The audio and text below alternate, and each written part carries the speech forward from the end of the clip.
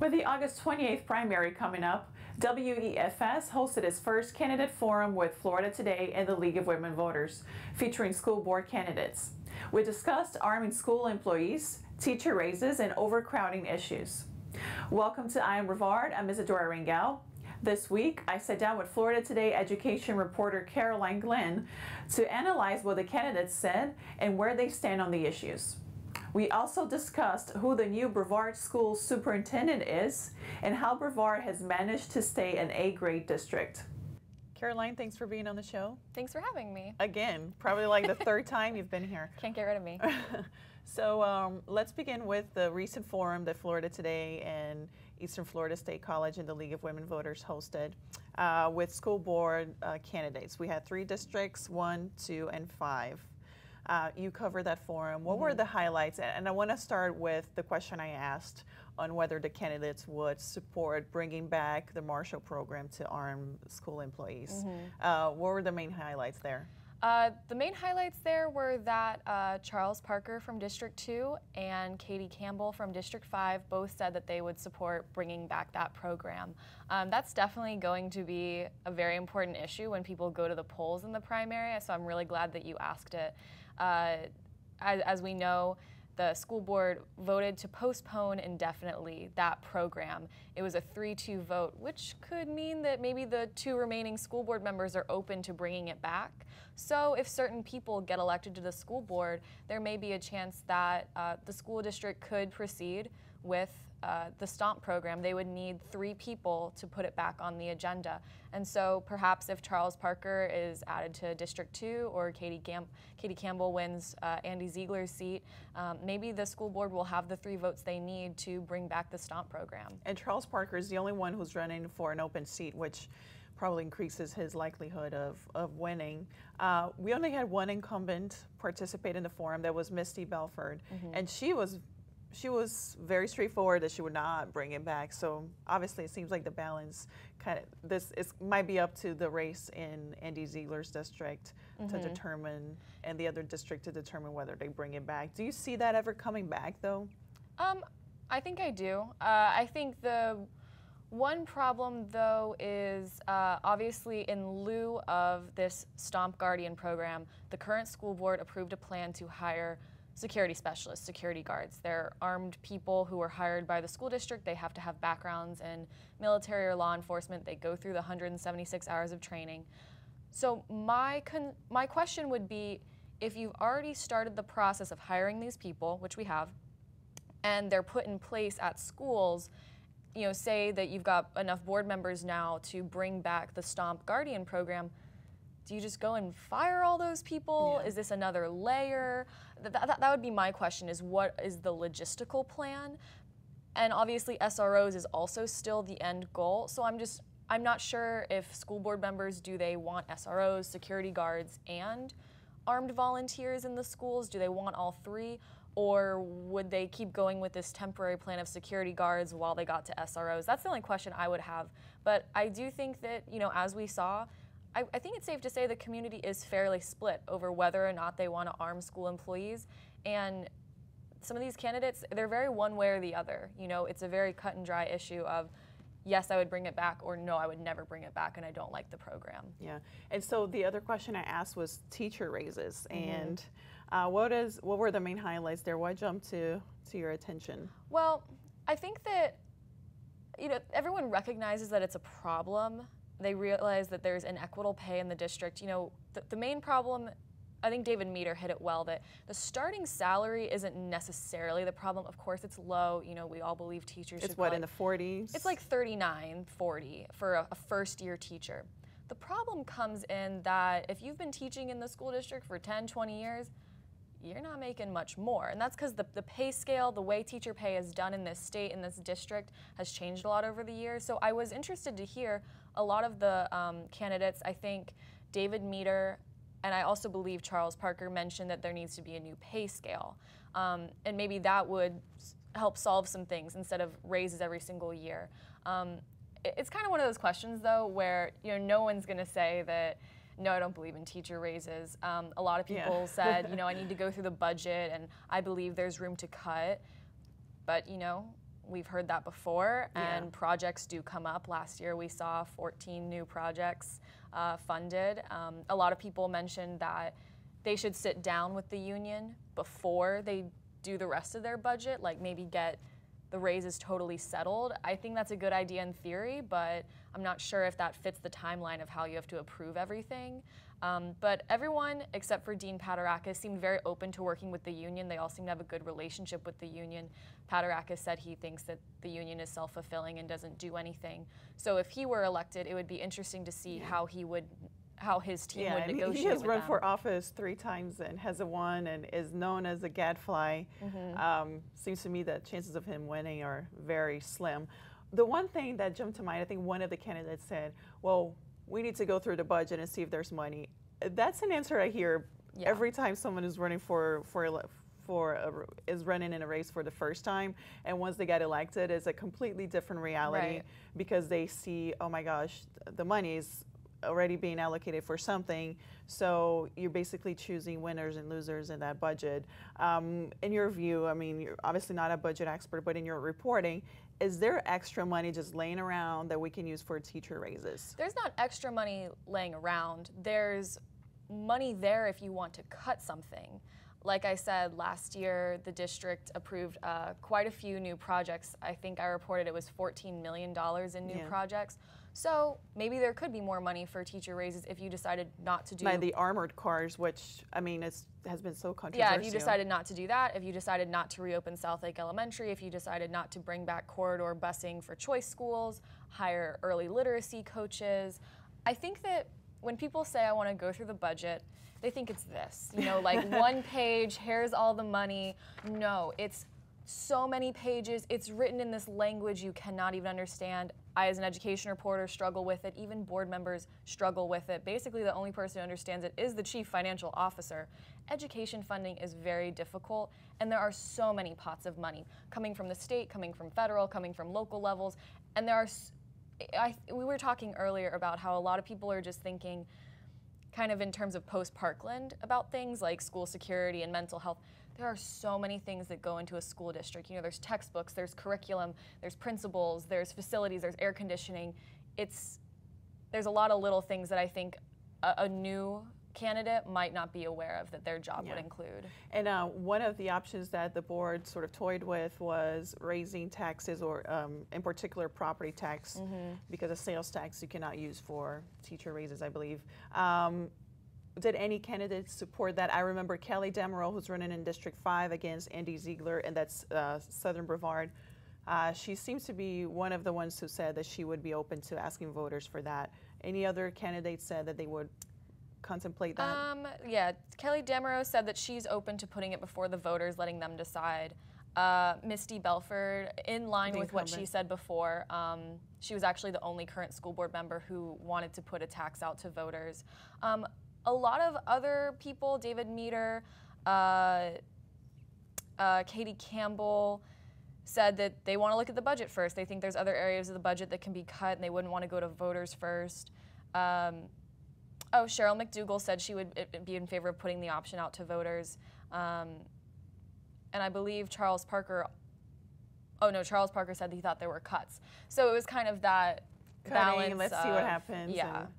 Yeah, so any other highlights from the forum that you want to mention before we move on? I mean, everyone was okay with portables. I was surprised by that. That's usually a hot topic issue. We talked about charter schools a little bit. That's been a contentious issue in the past, especially because it's kind of become the state legislature pitting traditional public schools against charter schools. I think that it was a pretty even split of some candidates. You know, they support charter schools and wherever parents want to send their kids. But there were quite a few candidates who were, I think, clearly unhappy that charter schools sometimes have an easier time. There aren't as many regulations, not as much oversight over charter schools, and they're getting more of the public money. There weren't too many fireworks during the forum, I didn't think. They were very well behaved. And Mr. Paterakis, who has in the past been kicked out of a forum, he wasn't in his best behavior, and so were all the other ones. So I'm glad. As the moderator, I really appreciate it because you don't want to have to yell at candidates on live TV. Right. So let's move on to another topic, which happened very recently as well. The County Commission rejected a proposal to put a ballot for a ballot proposal to levy a tax for the Children's Services Council. And basically what the Children's Services Council does is it contracts with nonprofits to provide programs to help mostly at-risk children and their parents with child care and postnatal care. You were at that meeting. What exactly happened? Why did the commission say, no, this is not going to be on the ballot? The tax really didn't have a chance, in my opinion, going into the meeting, and the meeting just confirmed that. Most of the commissioners seemed uncomfortable that they didn't know how the money would be spent. They didn't think there was going to be enough oversight. You know, basically, this Children's Services Council was asking the commission to just approve putting this tax on the ballot, and then the voters would have to decide.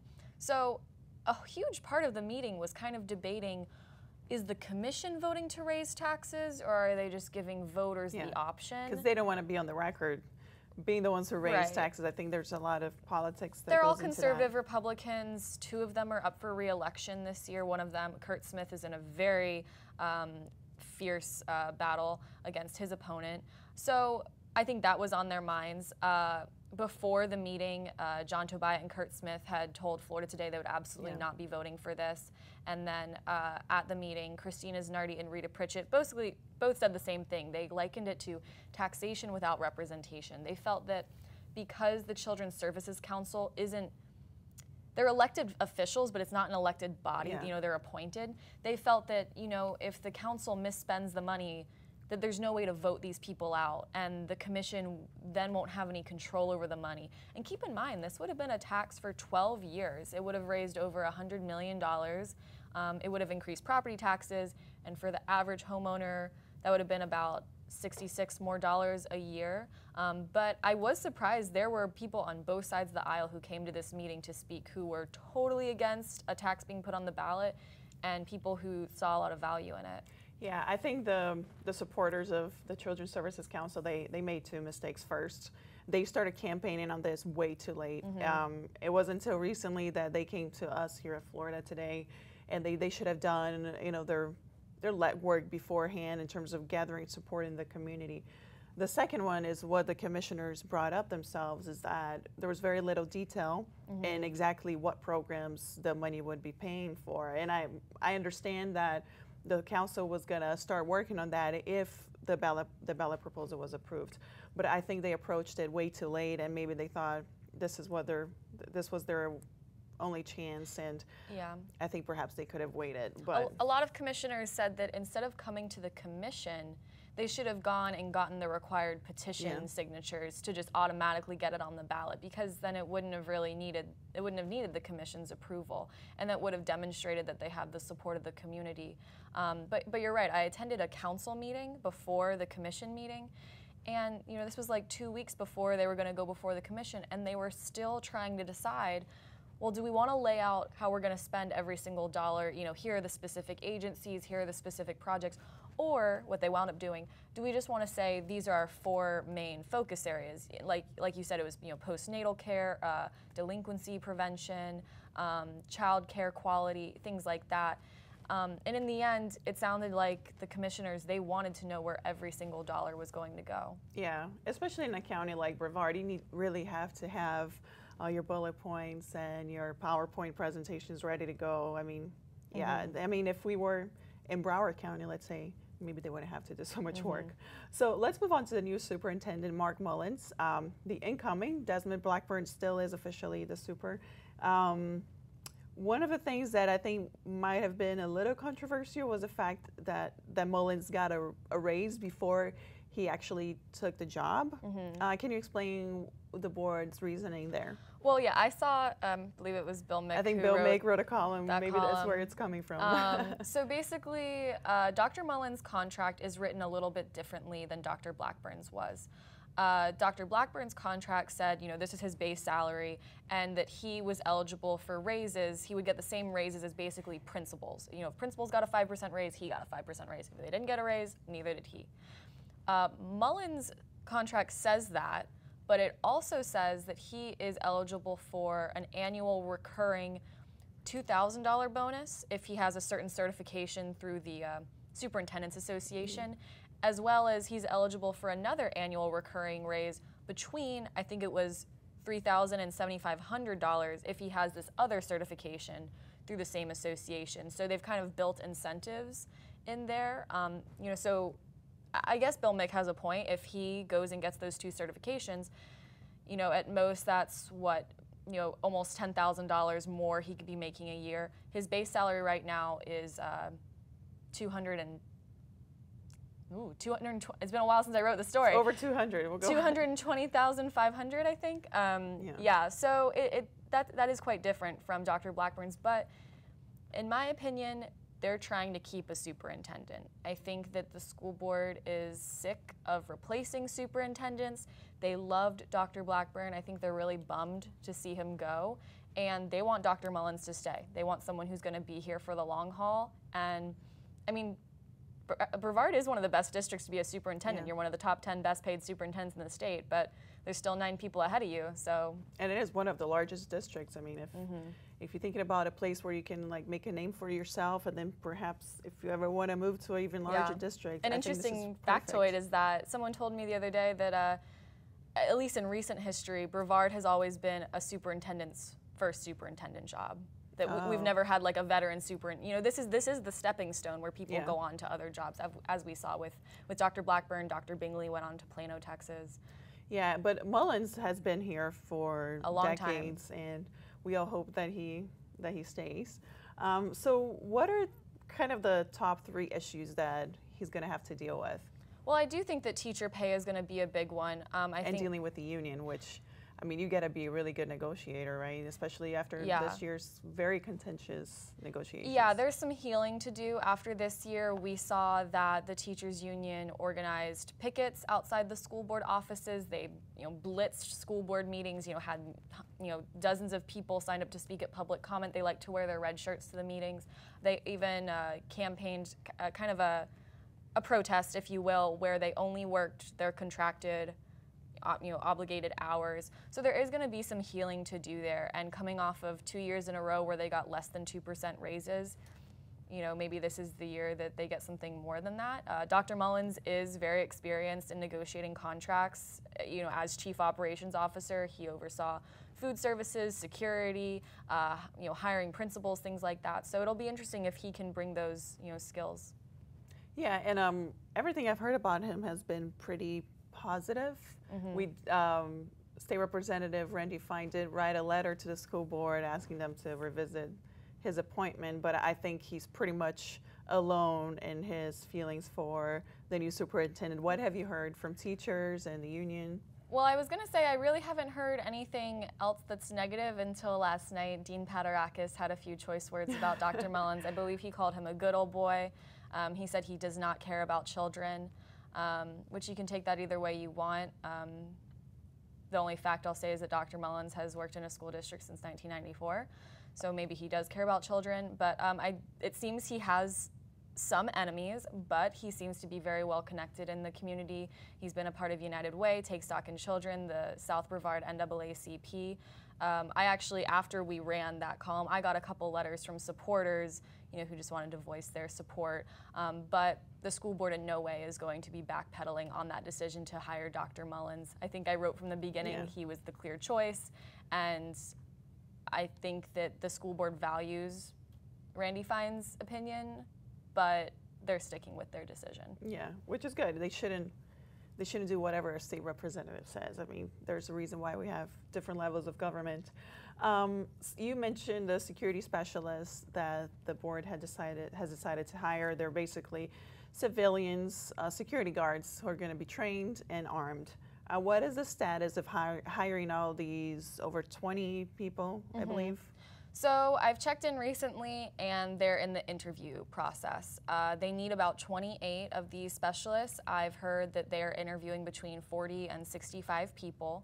So once the interviews are done, they will also have to have psychological evaluations, working to try to get the contract of who's performing that psych evaluation.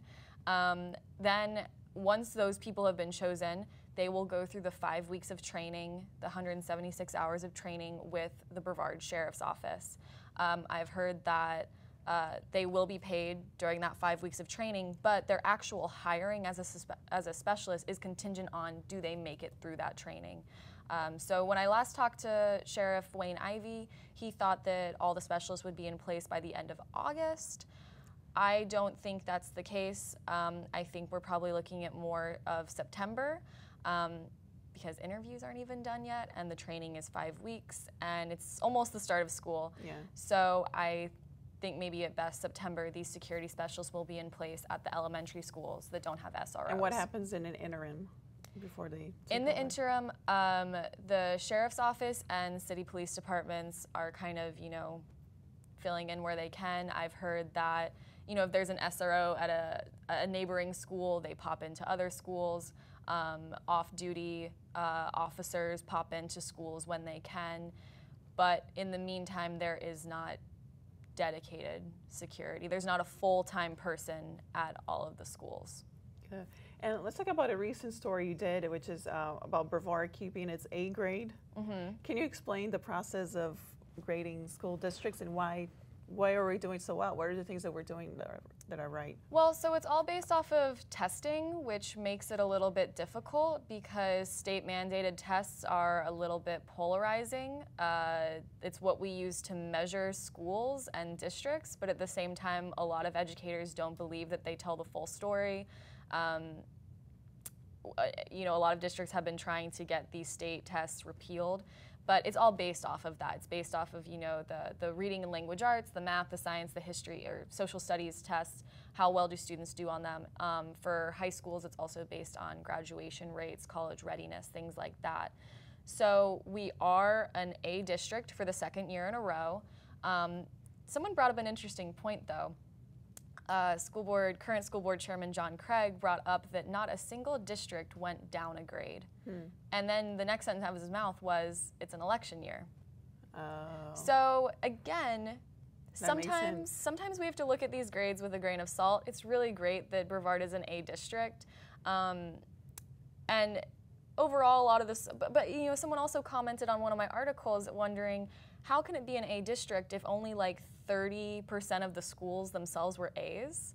Because some people were a little bit confused. They thought an A district meant all the schools were A's. Okay. We still have, we've got some A schools, some B schools, C's. We have 4 D schools, no F schools though, that's very good. But it is a little bit tricky to understand why we're an A district if we had more B and C schools than A schools. But it's good for funding, it's good for property values. And what are the 4 D schools? The 4 D schools, off the top of my head, I know that Creel Elementary was one of them, and it actually fell 2 letter grades from a B. So there were a couple of those stories in it too, where the A overall is great, but there are some schools that fell quite a bit. There were some schools that grew quite a bit. The only school I'm confident about saying off the top of my head was Creel Elementary, and I hate to single them out, but there were 3 others. We have a story on FloridaToday.com that lists every single school and what they got if you guys want to check it out. But no F schools, so. Good. But you also did a story about how reading grades for 3rd graders has slipped, though albeit slightly. What has happened there? And is it, again, just tests? And I mean, is that really a realistic measure of how kids are doing? I mean, again, it is based off tests. It's based off the, in 3rd grade, you take a very important state test. I think they call it a gatekeeper test, where it determines whether or not you move up to the 4th grade. It's become very contentious. That's why we have some parents who opt out of testing, especially at the 3rd grade level. So yeah, those scores did dip a little bit. And that might be the reason why the school district here in Brevard has been investing in trying to raise those scores. In the past couple of years, we've hired a lot more social literacy coaches. Dr. Blackburn has emphasized that learning to read at a young age is so important for kids to do well later in life. So the school district has been investing dollars to improve those scores, but they did dip slightly this past year. Yeah, we have only a couple of minutes left, but 2 charter schools might eliminate the need for the district to build new schools in Viera and West Melbourne. What is going on there, and does that solve our overcrowding issues? Well, it remains to be seen, I guess. So yeah, the school district had planned on building a new elementary school in Vieira and a new elementary school in West Melbourne. But now there's, coincidentally, a charter school opening in both of those areas. So basically the school district is revisiting their plan. District staff has recommended to the school board that they hold off on plans to build those schools, that these charter schools could solve the problem. But again, I think that raises the debate of, do you want the charter schools to solve your problem? A lot of people see value in these charter schools, and I guess it'll save them money. 2 elementary schools would have cost the district $40 million in impact fees. Or do you want the kids going to your schools? So, and these are communities that are lacking enough traditional public schools. West Melbourne and Vieira have seen so much growth. When I posted this story, those communities were not thrilled about not getting these schools. Charter schools aren't going to be for everyone. So the school board hasn't made up its mind yet, but for now it seems like those schools are on the back burner. And what's the real scope of Brevard's overcrowding issue? It's a really weird situation. Well, I guess it's not weird, but there's some areas that are so overcrowded, and then there are areas that are super underutilized. And it makes sense, I guess, with what areas are naturally seeing growth. West Melbourne, Vieira, even Titusville, they're experiencing a surge in population, so their schools are becoming overcrowded. Whereas areas like MIMS, like way in the extreme areas of the counties, those schools are underutilized. So they've talked about redrawing attendance zones. If you just have too many kids going over here, shift them over here, but no one likes to do that. Parents aren't a huge fan of portables. Classroom additions and new schools cost astronomical amounts of money. So it really is a difficult situation, but it's been an ongoing problem, balancing overcrowding with underutilization. Yeah. A lot of candidates brought up that they want to start adhering to the class size amendment in order to fix it. Yeah. I'm not sure if that would fix it, but it sounds like maybe a place to start. Caroline, thank you. And reminder to viewers that they can rewatch our forums at floridatoday.com. Thank you. Thank you. That's it for Eye on Brevard today. My thanks to Caroline. And remember, all of our episodes are archived on Florida Today's YouTube channel. Thanks for watching.